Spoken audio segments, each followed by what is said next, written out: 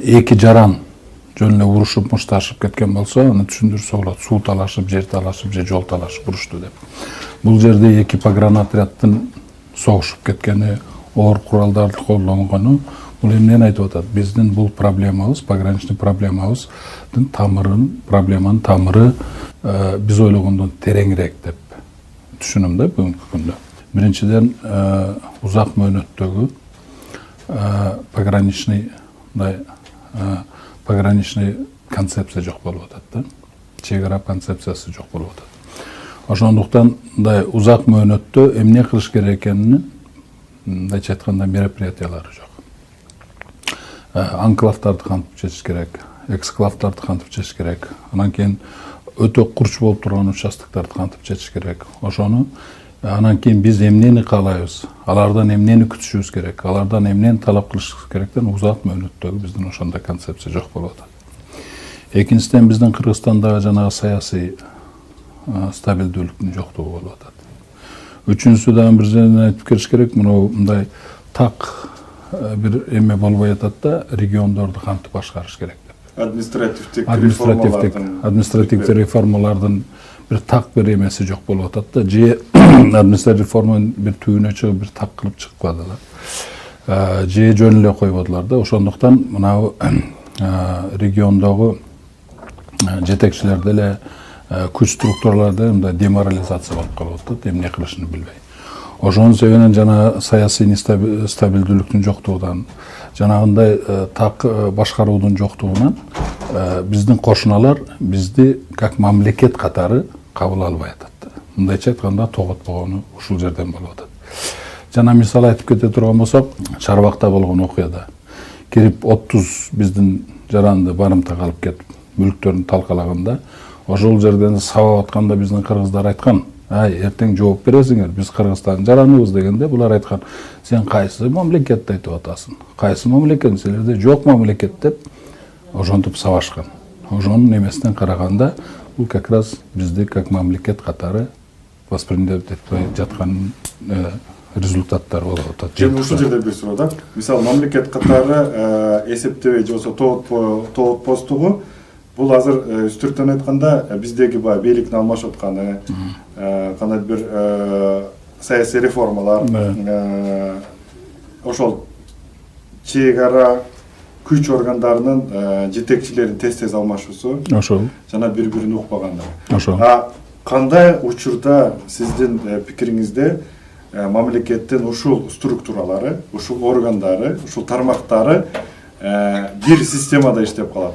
Анын жетекчиси алмашса дагы, ага да карабай. Мен бир жерде дагы бир нерсени айтып койгум келет да. Биздин регионду башкаруу системасы тиги биздин кошуналардын регион башкаруу системасы менен келишпей атат да, мындайча айтканда.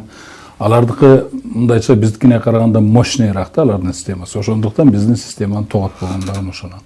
Ошондуктан мындай тең катары биздин регионалдык бийликтер менен алар сүйлөшпөй атат.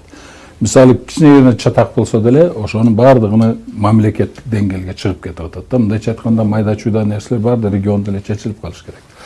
Азыр эми жанагы эмени барды системдүү чечиш үчүн биринчиден, прежде всего, узак мөөнөттөгү концепция болуш керек. Бир эле пограничный чек ара концепциясы эмес, жалпы эле улуттук коопсуздук концепция болуш керек да, узак мөөнөттө. Ошол жерде бүт барды системный чечилиш керек.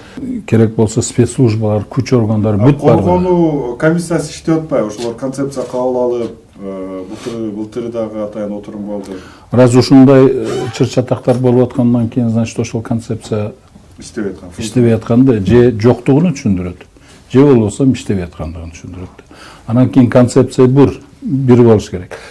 Концепциядан тышкары ошол концепцияны ишке ашыра турган адамдар болуш керек. Значит, бул жерде кадровый вопрос сразу пайда болуп атат. Бүгүнкү күндө бизде кадр маселеси дагы аксап атпайбы?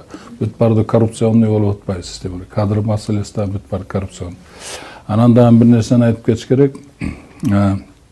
Кадр маселесинин аксап аткан себеби бул жанагы шайлоо системанын жанагы жаман жактары болуп атат да. Себебиден бүгүнкү биздин шайлоо системабыз мыктыларды тандаш максат койбой, а кимде акчасы болсо ошолор болуп атпайбы. Мындайча айтканда, кызыкчылыктарды. Да, мындайча айтканда, азыр биздин шайлоо системасы мындайча айтканда акчалууларга ыңгайлуу да. А мыкты адамдар келишкен ыңгайлуу эмес. Дагы кайра чегарага кайтып келсек, мисалы сиз мен эгер адашып аткан болсом оңдосоңуз болот, 2005 жылдан 2009 жылга чейин болгон, 2008-ге чейин. 2008-ге чейин. Ошол жылдары деле конфликттер болуп турду. Өзбекстан менен, Тажикстан менен канчалаган конфликттер же болсо мындай чыр-чатак суу, жер, ар кандай экономикалык конфликттер чыгып турду. Ошондо учурлар болду беле, сиз центрди же болсо борборду чейин эле өзүңүз чечип койгон учурлар. Жана борбор жактан кандай бир тыюулар же жок, аны биз бияктан өзүбүз сүйлөшөбүз, же болсо аны мурда сүйлөшүп койгон элек деген бир кызыкчылыктарды айтыла эле. Жок, ал жерде учурларды кантип түрчөлөңүз сиз? Мына 2005-2008 жылга чейин деле катуу чыр-чатактар болуп аткан. Ошол эле Чарбакта жылың эле болуп аткан, ошол эле Аксайда болуп аткан, Самарканддек, Лейлек жактарда деле болуп аткан. Но бирок биз баардыгын ошол жерде, себеби мындайча айтканда губернатордун колунда мүмкүнчүлүктөр бар эле, укуктары бар эле. Ошол Хаджент менен сүйлөшүп, биракта Фергана менен сүйлөшүп, ошол жерлердин баарын системдүү түрдө биз чечип койчубуз, бияка жеткирбейли. Ошондуктан 2005-2008 жылга чейин кандай чатактар болсо деле, бул жакта правительство мындай борбордогу бийлик ал жактагы эмне болуп атканын билбей эле калып аткан. Просто биз ушундай болду, ушундай кылып чечтик деп эле доклад кылып койчубуз, ошону менен бүтүп калчу да. Себебиден ал жерде, андай жерде бир координатор болуш керек. Ошол вакытта мен бүт күч органдарды, административдик күчтөрдү, баардыгын элди, баардыгын бириктирип туруп, баардыгын именно коопсуздук маселелерин баардыгы келип туруп губернаторго келип, координация губернатор болчу. Анан кийин ошондо өзүбүзчө мындайча айтканда совбез кылып, областной администрация, ошондо күч органдар, общественностьтун адамдары, бүт баардык акимдер кирип, ошол жерде биз бир айда бир чогулуп туруп, ошол проблемалардын баардыгын чечип атканбыз. Анан кийин эгер чыр-чатак болбогон күндөр, чыр-чатак болсо канча керек болсо ошончо состав этип, ким кандай иш кылыш керек экенин ошол жерде чечип, мындай ыкчам түрдө, тез түрүндө чечип атканбыз. Ошол биздин практиканы азыр деле колдонсо болот. Кийинки суроо, мисалы ошол сиз ошол губернатор болуп турганыңыздарда демаркация жана делимитация комиссиясына катышкансыз да? Жок дегенде бир жолу эгер комиссиянын составына ошол жергиликтүү бийликтер да кирет да.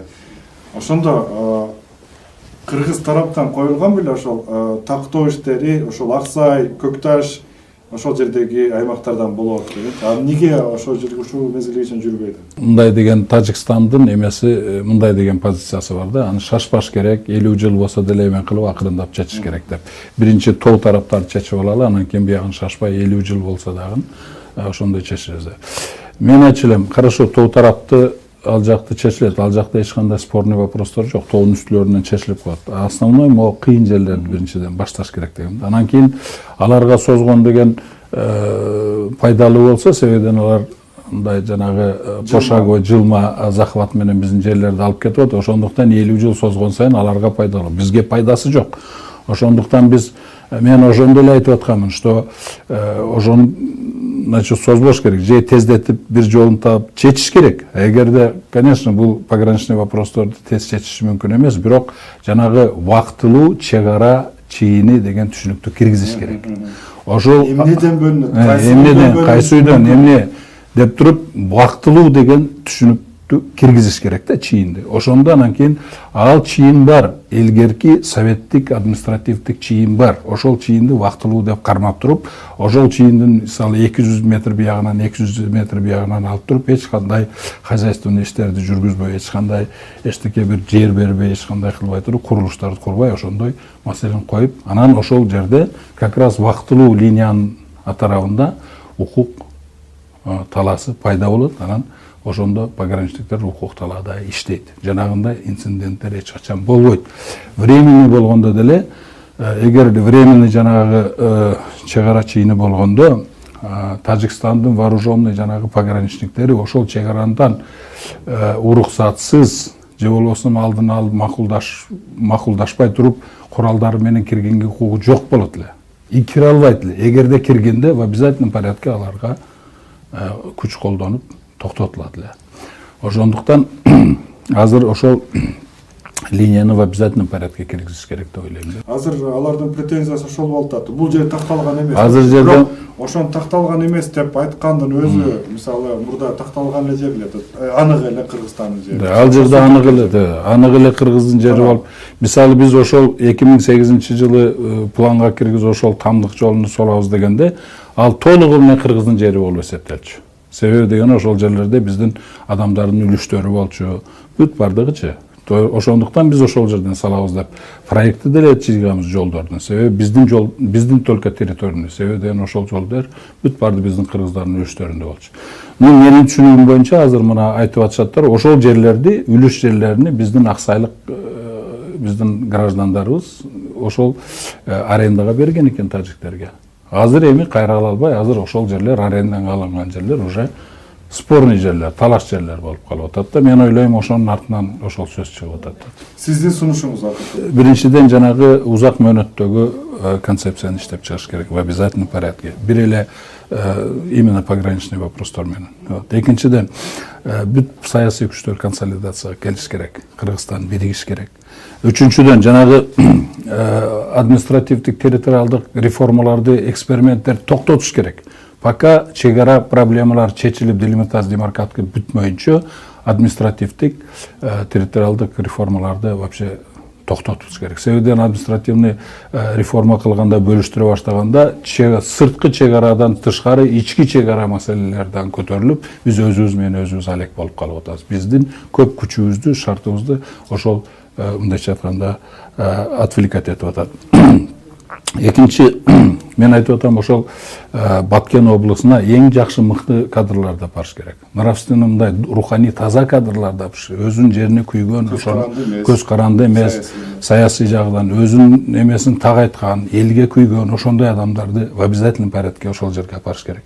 Андан тышкары ошол приграничный зонада толугу менен инфраструктураны көз карандысыз инфраструктура кылыш керек. Бул жол, суу, электросвязь, электроэнергия, социалдык объекттер и башка нерсе, мындайча айтканда бүт инфраструктураны көз карандысыз кылып туруп, ошонун атайын пилоттук кылабы, национальный программа кылабы, ошону чечиш керек в обязательном порядке.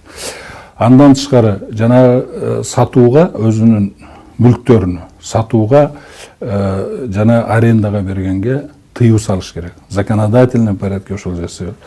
Анан кийин мен ойлойм, ошол жерде бүгүнкү күндө биздин пограничный күчтөрдүн күчү жетпей атат. Азыркы күндө элдик дружиналарды түзүш керек. Ошол жерде определенный льготаларды берип. Бул деле сунуш өз багында болгон.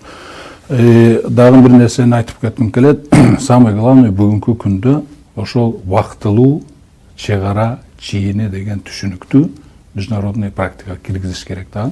Ошол чечилбеген жерлерде убактылуу чек ара линиясын киргизип туруп, чийиндерин киргизип туруп, ошол чек ара линиянын тарабында укук талаанын ичинде жумуш иш кылыш керек деп ойлойм.